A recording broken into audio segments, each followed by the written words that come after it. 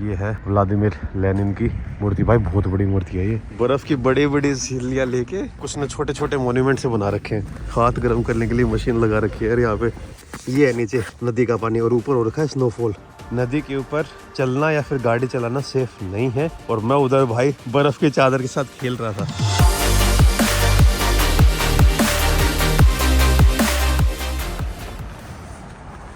Good morning guys और स्वागत है आपका एक और नई वीडियो में। बहुत दिनों बाद भाई ऐसी सुहानी सुबह देखी है। ठंड अच्छी होती है लेकिन अगर आप बहुत लंबे टाइम के अंदर ठंड में रहोगे ना तो आपको थोड़ी डिप्रेस सी कर देती है यार। गर्मी में आपको उस टाइप की फीलिंग नहीं आती। ठंड में क्या एक तो दिन छोटे होते हैं यहाँ पे, और खास करके रशिया के साइबेरिया में और खास करके याकुत्स्क और ओमियाकोन में तो भाई दिन कुछ ज़्यादा ही छोटे थे। और अभी दिसंबर का टाइम वैसे चल रहा है तो दिसंबर में दिन वैसे ही और ज़्यादा छोटे हो जाते हैं। बहुत अजीब सा माहौल लग रहा था लेकिन अब ठीक है भाई। उलान उदे पहुँच चुका हूँ। हॉस्टल के अंदर मैंने चेक इन कर दिया है और अभी मैं यहाँ पे जो बस स्टेशन है वहाँ पे जा रहा हूँ कल सुबह की बस को बुक करने। कल सुबह मेरा वीज़ा एक्सपायर हो रहा है और कल सुबह ही मैं यहाँ से बस पकड़ के पहुँच जाऊँगा उलन बटार, द कैपिटल ऑफ मंगोलिया। और ये देखिए भाई पेट्रोल पंप उधर है रेलवे स्टेशन, और रेलवे स्टेशन के जस्ट सामने ही है अपना हॉस्टल।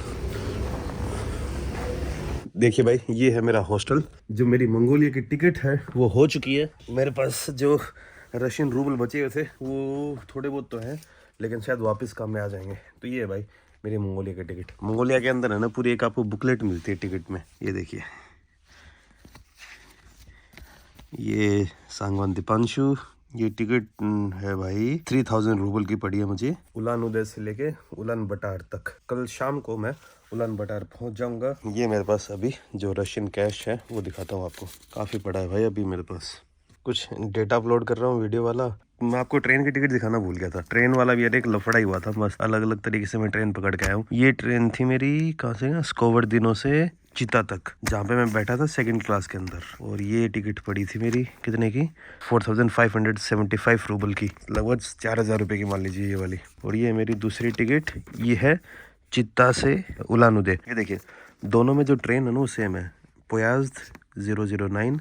डिफरेंस है वैगन का। वागन बोले तो डब्बा, तो वैगन पहले वाले में 6 था, इसमें मेरी क्लास थी सेकंड के, और ये है मेरी थर्ड क्लास, थर्ड इकोनॉमी। इसमें मेरी सीट थी 8, मिस तो मतलब सीट, इसमें मेरी सीट थी 36। ये वाली मेरी टिकट पड़ी थी चिता से उलान उदे तक थर्ड क्लास में ऑलमोस्ट 2000 रूबल की, 1948। ये देखिए मंगोलिया के अंदर जो मैं दिखा रहा था ना आपको, तो इसमें 3 होते हैं। एक तो ये ऊपर वाला तो हो गया कस्टमर के लिए, बीच वाला होता है जो एजेंट होता है ना वो रख लेता है, जिसने मुझे टिकट दी थी तो उन्होंने बीच वाला रख लिया, बस वाला इसको रख लेगा।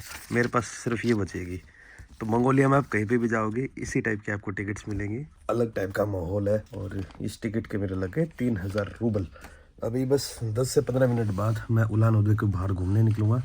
एक सॉरी पता नहीं क्या हो रखा है यार। मंगोलिया में जाकर आराम करना पड़ेगा। आराम मैं यहाँ पे भी कर लेता लेकिन मेरा वीज़ा कल एक्सपायर हो जाएगा। मेरे पास ज़्यादा दिन है नहीं यहाँ पे। नहीं मैं रशिया में आराम करता लंबा। रशिया और मज़े भी आते, खाने पीने के भी ऐसे कोई सीन नहीं है। मंगोलिया का खाना पीना मेरे को उतना अच्छा लगता नहीं है, लेकिन उलन बटार में इंडियन खाना मिल जाएगा। काफ़ी दिन हो गए मैंने अपना इंडियन खाना नहीं खाया। दाल चावल खाऊंगा जाके कल रेस्टोरेंट में उलन बटार में, तब देखेंगे अपने। और ये देखिए भाई क्रिसमस का माहौल है। ऑफिशियली क्रिसमस कल चला गया। आज 26 दिसंबर है। 26 दिसंबर को मैं यहाँ पे उलान उदे पहुंचा हूँ। कल था क्रिसमस। लेकिन रशिया का जो क्रिसमस होता है वो आता है 7 जनवरी को। तो रशिया में अभी क्रिसमस बाकी है। रशिया में मॉस्को और सेंट पीटर्सबर्ग में क्रिसमस और न्यू ईयर के टाइम पे आपको मस्त सेलिब्रेशन देखने को मिलेगी। मॉस्को के अंदर तो मस्त फायरवर्क्स भी होता है। तो भाई हॉस्टल से मैं निकल चुका हूँ और अब सबसे पहले यहाँ पे मैं जा रहा हूँ, एक लेनिन की मूर्ति है, व्लादिमीर लेनिन का तो आपने नाम सुना ही होगा। जो लोग कम्युनिज्म को जानते हैं, कम्युनिज्म के देवता माने जाते हैं लेनिन। सबसे पहले कम्युनिज्म का जो आइडिया था वो लेके आए थे कार्ल मार्क्स, जर्मन। उसके बाद आते हैं लेनिन। इस सिटी के बारे में मेरे को एक चीज़ और इंटरेस्टिंग लगी। ये देखिए एक हॉस्टल यहाँ पे है, एक 10 मीटर आगे चल के, और फिर लगभग 100 मीटर आगे चल के अपने वाला हॉस्टल है। इन्हीं के सबके सामने है। ये सामने जो आप देख रहे हो ये है यहाँ का रेलवे स्टेशन। तो 99% चांस है कि अगर आप मंगोलिया से रशिया और रशिया से मंगोलिया आ रहे होते हो, उसके जो टूरिस्ट रूट है वो उलान उदे से ही होके जाता है। यहीं से लोग रशिया से मंगोलिया जाते हैं और ज़्यादातर मंगोलिया से रशिया इधर ही आते हैं। वैसे जब मैं लास्ट टाइम मंगोलिया गया था ना तो रशिया से ही गया था, लेकिन मैं गया था अल्ताई माउंटेन्स की तरफ से। उस जगह का नाम था तशांता।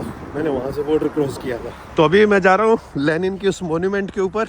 यहाँ के बारे में आपको एक इंटरेस्टिंग बात बताना भूल गया था मैं। रशिया के इस पार्ट में इस जगह का नाम है बुरातिया रिपब्लिक ऑफ बुरातिया। और यहाँ पर लोग बुद्धिज़्म को फॉलो करते हैं। लैंग्वेज बुरातिया है, ये ऑलमोस्ट मंगोलियन के साथ सिमिलर है।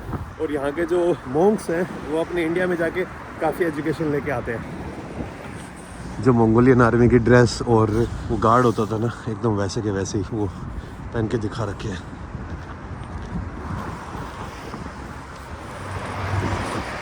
देख रहे हो भाई लेनिन साहब की मूर्ति। और लेनिन साहब की मूर्ति के ऊपर ये जो बर्फ जमी हुई है, ऐसा लग रहा है कि लेनिन साहब का जो सर गंजा होके वाइट हो गया है। इनकी लाइफ यार बड़ी ट्रेजिक टाइप में एंड हुई। इन्होंने मेहनत की, सब कुछ किया और एंड में आके बीमार हो गए। जहाँ इनको प्रेसिडेंट या फिर वो बनना चाहिए था, इनकी जगह ली फिर स्टालिन ने। और फिर आप सबको पता ही है कि भाई स्टालिन कब तक पावर में रहते हैं। वर्ल्ड वॉर 2 के ख़त्म होने तक 53 या 54 में स्टालिन का देहांत हुआ था, तब तक स्टालिन पावर में थे। ये शायद पुरानी फ़ोटो है उलान उदय की। पुराने वाला ब्रिज, ये नए वाला ब्रिज, वो वाला चर्च अभी भी है और उस टाइम पे भी था।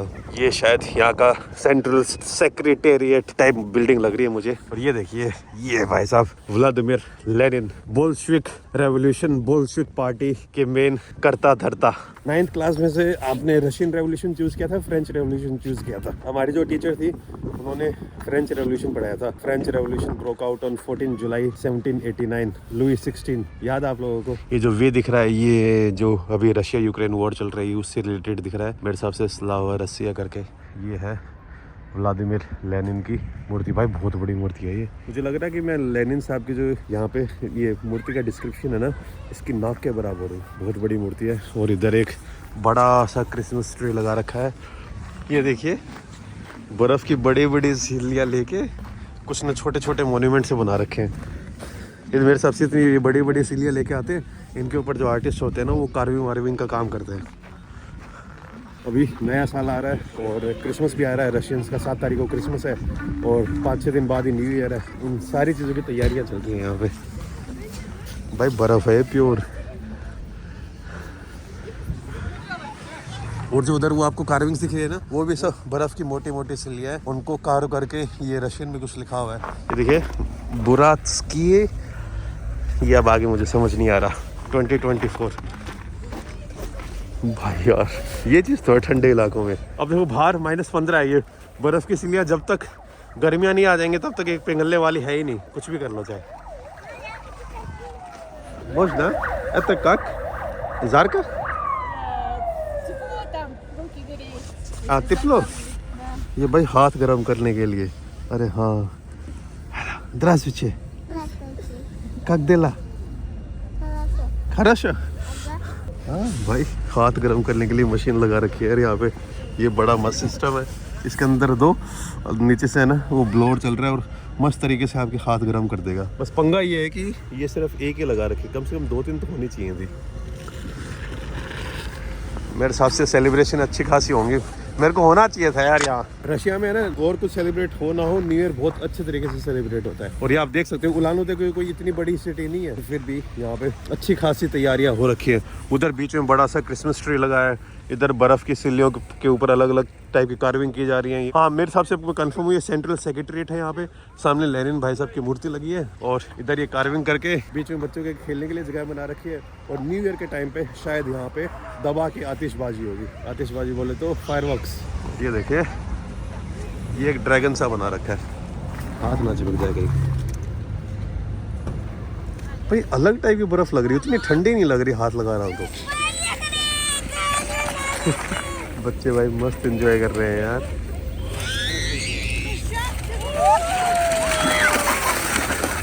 ये मोटू मेरी तरह कुछ ज्यादा ही वो रखा है।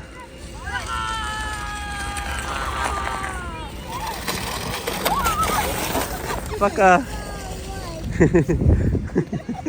जो मंगोलियन रेस के बच्चे होते हैं ना, सारे क्यूट लगते हैं।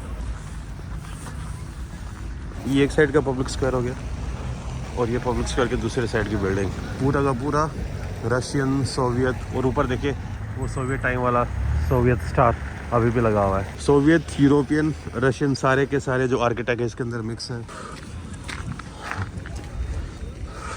ये देखिए भाई, केंटकी फ्राइड चिकन जो अभी भी एकदम रशिया में आराम से काम कर रहा है। मैकडे बंद हो गया है। अभी आ रहा हूँ मैं वापस सिटी सेंटर से, जा रहा हूँ नीचे नदी के पास। और जो लेक बाइकल है ना, वो भी यहाँ से ज़्यादा दूर नहीं है, 160 से 170 किलोमीटर दूर पड़ेगा बस यहाँ से। तो अगर आपको लेक बाइकल देखना है, उलान उदे और Irkutsk is the best city. Ulan Ude के अंदर एक नदी आती है, लेक बाइकल से आती है, या फिर ये वाली नदी लेक बाइकल में जाके ख़त्म होती है, इसका मुझे आइडिया नहीं है। लेकिन जो नदी उलान उदे के अंदर है, इसका लेक बाइकल के साथ कनेक्शन ज़रूर है, ये पता है मुझे।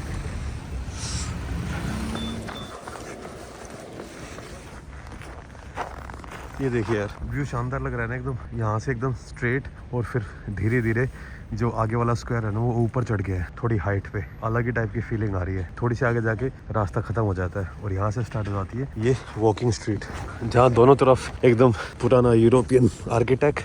गर्मियों के टाइम पे तो यहाँ पे काफ़ी लोग आते होंगे। ये देखिए, यहाँ पे सारी इन्फॉर्मेशन दे रखी है। स्टालिन की जो मूर्ति है उसके देखिए कैसे एक मिनिएचर टाइप बना रखा है यहाँ पे। ये वाली लैंग्वेज दिख रही है ना आपको, दिस इज ओल्ड मंगोलियन। यार यहाँ पे आने के बाद है ना, मेरे को बहुत पुराने डिजाइन के जो घर है ना, वो दिख रहे हैं। इसके अंदर थोड़ी अपनी इंडियन टाइप वाली इन्फ्लुएंस नहीं लग रही है? जो लकड़ी की निकाशी है इसमें। इस साइड तो हो गया मॉडर्न तो क्या 19th और 20th सेंचुरी के जो स्टार्टिंग वाला आर्किटेक्ट था। लेकिन ये वाले जो घर है ना, ये मेरे को थोड़े पुराने लग रहे हैं ज़्यादा। जैसे अपने उत्तराखंड और हिमाचल में नहीं होता, लकड़ी के ऊपर ही बहुत ज़्यादा काम करते हैं, वो वाला। भाई बाकी सब ठीक है, मैं इस जगह पर स्पेशली एक चीज़ को देखने आया था। आप लोगों को एक चीज़ दिखानी थी कि असलियत में जो फ्रोज़न रिवर होती है वो दिखती कैसी है। अब तक आप लोगों को मैंने ट्रेन से, गाड़ी से, हर चीज़ से दिखा दिया, लेकिन मैं खुद है ना कभी भी ऐसे चल के नहीं गया था। तो ये देख लीजिए भाई, सनसेट हो रहा है और ये अच्छी खासी बड़ी नदी है। उस साइड टावर देख रहे हो ना, उस साइड इसका दूसरा जो बैंक होता है, दूसरा किनारा। और ये पूरे का पूरी नदी एकदम फ्रोज हो रखी है। जब स्टार्टिंग में नदी फ्रोज होने लगती है ना, तब एक मस्त सीन क्रिएट होता है। और वो वाला सीन अभी इसके ऊपर दिख नहीं पाएगा क्योंकि इसके ऊपर स्नोफॉल हो गया। अगर ये स्नोफॉल नहीं होता ना, तो वो बर्फ़ के बड़े बड़े लम्ब दिखते अभी आपको। स्नोफॉल होने के कारण वो लम्ब छिप गए हैं। जाके देख के आऊँ क्या यार? पर डर लग रहा है क्योंकि पीछे से आके रोक वोक ना दे कोई पुलिस वाले भाई होंगे। लोगों के पैर के निशान तो काफ़ी दिख रहे हैं। भाई ये नदी है ना, इस नदी का नाम है सेलेंगे। ये नदी आगे मंगोलिया की तरफ जा रही है, और मंगोलिया में चाहूँ तो मैं इसके ऊपर 3-4 कुत्ते लेके, वो डॉग स्लेजिंग होती है वैसे भाग जाता हूँ। जमी हुई रिवर के अंदर डॉग स्लेजिंग भी मस्त तरीके से होगी। ये नदी लेक बाइकल से मंगोलिया की तरफ जाती है। लेक बाइकल मैंने आपको थोड़ी देर पहले बताया था, ज़्यादा दूर नहीं है यहाँ से। दो भाई साहब अपने फ्रोजन नदी के ऊपर चलते हुए आ रहे हैं। फ्रोजन नदी के ऊपर भाई गाड़ी में चल चुका हूँ, क्योंकि ओमियाकोन गया था, 3 या 4 नदियाँ क्रॉस करनी पड़ी थी। याकुत्स्क से जब मैं उधर रेलवे स्टेशन गया, याकुत्स्क के रेलवे स्टेशन पे, जो निजनी बेस्तेक का रेलवे स्टेशन है, उस टैक्सी वाले के टाइम पे हम फ्रोजन लेना रिवर के ऊपर चल रहे थे गाड़ी में। लेकिन मैंने वॉक नहीं की है, एज इन की यार हाँ भाई फ्रोजन नदी के ऊपर वॉक कर रहा हूँ। तो अभी उधर 2 बंदे आते हुए दिख रहे हैं, तो मैं भी ट्राई करता हूँ नदी के ऊपर वॉक करने का, और तब तक अपने ये सनसेट भी हो जाएगा।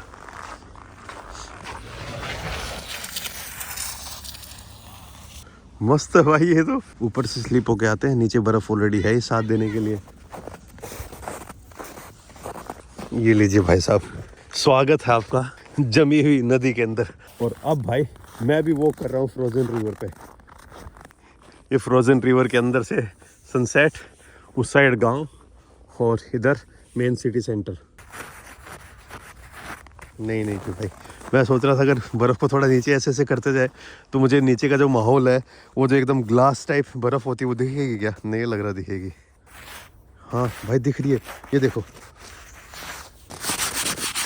ये देखिए, ये भाई ये है नीचे नदी का पानी, और ऊपर हो रखा है स्नोफॉल।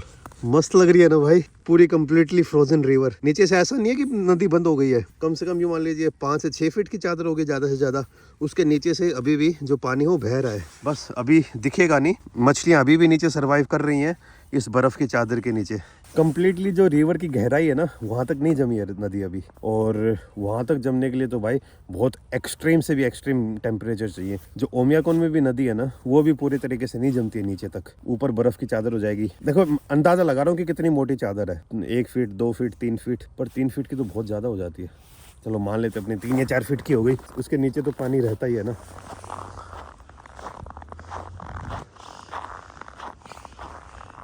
कुत्ते के पैरों के निशान है या भालू के पता नहीं।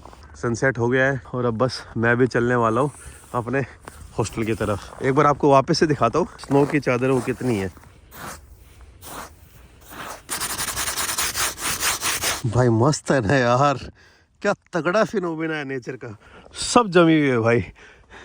इसके ऊपर से आप ट्रक चला लो, और कई जगह चला ही रहे होंगे ट्रक। यहाँ पे उलान उदय में चलाना थोड़ी बड़ी बात बोल दी मैंने, क्योंकि यहाँ पे टेम्परेचर उतना कम नहीं है। अब यार यहाँ पे टेम्परेचर आज तो -10 के अराउंड, -10 या -7 के जैसा। -10 या -7 में तो लोग शायद गाड़ी भी रिकमेंड नहीं करेंगे, लेकिन अगर टेम्परेचर -20 का तो लोग शायद गाड़ी वाड़ी चलाने लग जाते हैं। और याकुत्स और ओमियाकोन में तो भाई -40 -50 एवरेज रहता है, तो इसलिए वहाँ पे लोग ट्रक गाड़ी कुछ भी चलाओ कोई दिक्कत नहीं है। फ्रोजन नदी के ऊपर चलने वाला भी सीन एकदम कंप्लीट हो चुका है। Написано здесь вон.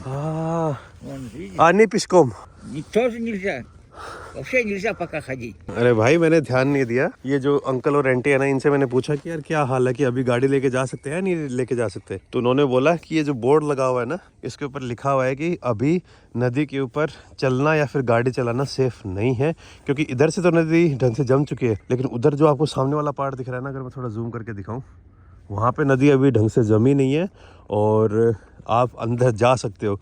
और मैं उधर भाई उस बर्फ़ की चादर के साथ खेल रहा था। मैं फिर से आपको बता देता हूँ, मेरे दिमाग में याकुत्स वाली ठंड थी, वहाँ पे तो यार ठंड इतनी ज़्यादा हो रखी कि क्या ही बताऊँ। तो बर्फ़ क्या, बर्फ़ की माँ भी जम जाए, लेकिन यहाँ पे ठंड कम होने के कारण जो नदी है वो अभी तक पूरे तरीके से जमी नहीं है। ये अंकल कह रहे थे जनवरी के बाद सब हो जाएगा, क्योंकि जनवरी तक जो ठंड है वो एकदम अपने एक्सट्रीम या एकदम परचम लेवल तक पहुँच चुकी होगी, तब कोई दिक्कत नहीं है। लेकिन अब थोड़ा सेफ खेलना पड़ेगा। ये अंकल मेरे को कुछ पीने के लिए ऑफर कर रहे थे, वोदका तो नहीं था, कुछ और ही था। स्पसिबा।